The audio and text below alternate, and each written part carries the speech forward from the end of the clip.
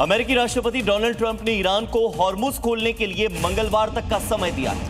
रात 8 बजे तक की डेडलाइन है। ट्रंप ने चेतावनी दे दी है कि समय सीमा नहीं मानने पर ईरान के पावर प्लांट और पुल तबाह कर दिए जाएंगे।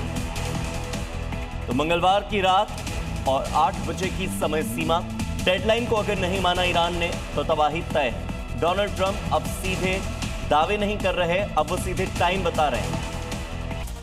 तो युद्ध अपने 38वें दिन में प्रवेश कर चुका है। लेबनान की राजधानी से बैरूत से इस वक्त की ब्रेकिंग न्यूज। हिजबुल्लाह के कमांड सेंटर पर, गैस स्टेशंस पर अटैक। इजरायली वायुसेना ने यह हमला किया है। बैरूत में मौजूद हेडक्वार्टर को निशाना बनाया गया है। 15 से ज्यादा गैस स्टेशंस तबाह कर दिए गए हैं, जिसकी तस्वीरें भी सामने आई हैं। हिजबुल्लाह हेडक्वार्टर पर हमले की यह तस्वीर, जहां पर कई हिजबुल्लाह के आतंकी छिपे हुए थे, जिनके मारे जाने का दावा इजरायली एयर डिफेंस की जो टीम है वो कर रही है।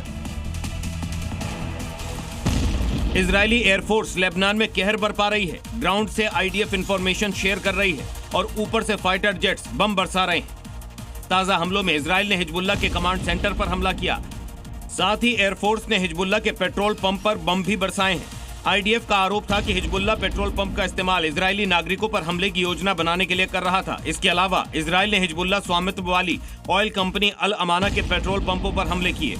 फरवरी 2020 में अल अमाना पर अमेरिका ने बैन लगा दिया था। तो नॉर्थ इजराइल पर ईरान के ड्रोन अटैक्स की ब्रेकिंग न्यूज इस वक्त सामने आ रही है। ड्रोन अटैक के बाद इजराइल में तबाही मची है। मिसाइल अटैक के हमले में 4 लोग घायल हो गए हैं, ये जानकारी सामने आई। जहां पर मिसाइल अटैक हुआ है, जरा वहां की तस्वीर देखिए।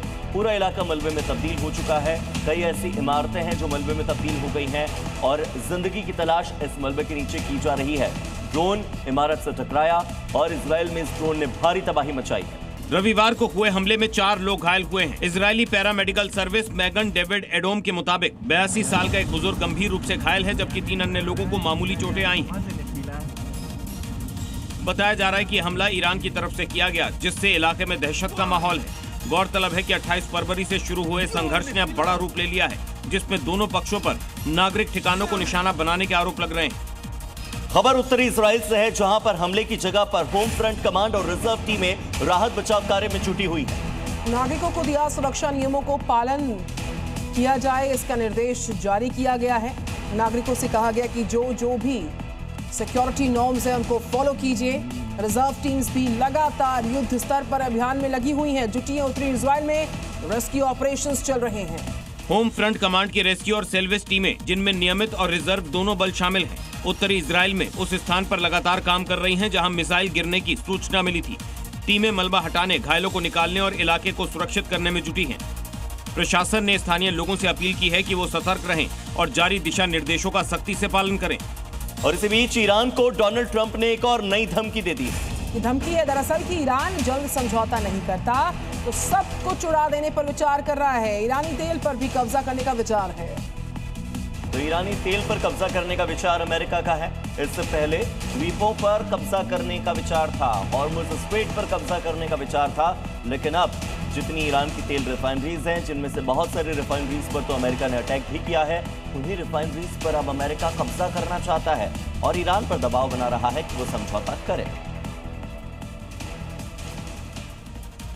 तो ईरान ने अटैक की एक नई वेव लॉन्च कर दी। अमेरिकी नेताओं को बनाया गया इसमें टारगेट। यूएस ऑफिसर्स को टारगेट करके अटैक किया गया है। बताया जा रहा है कि इस बार यूएस के कई ऐसे ऑफिसर्स हैं जहां पर उनकी लोकेशन पता लगी ईरान को।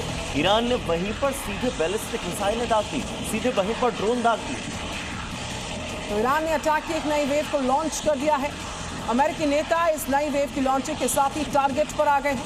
यूएस ऑफिसर्स को टारगेट कर अटैक की प्लानिंग। हालांकि इस वीडियो की पुष्टि अभी तक नहीं हो पाई है। सोशल मीडिया पर वायरल हो रहे इस कथित वीडियो में भारी सुरक्षा वाले इलाके को निशाना बनाते हुए हमले की तस्वीरें दिखाई गई हैं। एजेंसियां इस वीडियो की जांच में जुटी हैं और इसे संभावित प्रोपोगेंडा से जोड़कर भी देखा जा रहा है। सुरक्षा विशेषज्ञों का कहना है कि इस तरह की सामग्री का उद्देश्य डर फैलाना और भ्रामक जानकारी फैलाना हो सकता है।